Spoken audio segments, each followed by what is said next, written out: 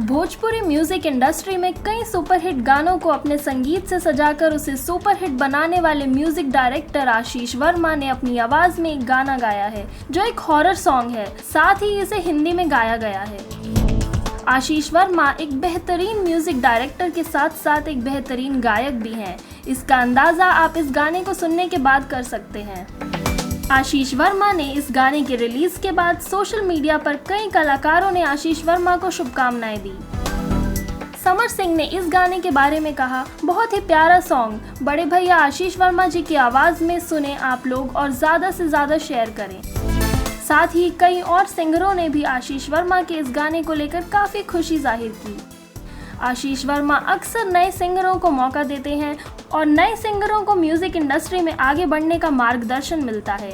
आशीष वर्मा का यह सॉन्ग आपको कैसा लगा, हमें कमेंट करके ज़रूर बताएं।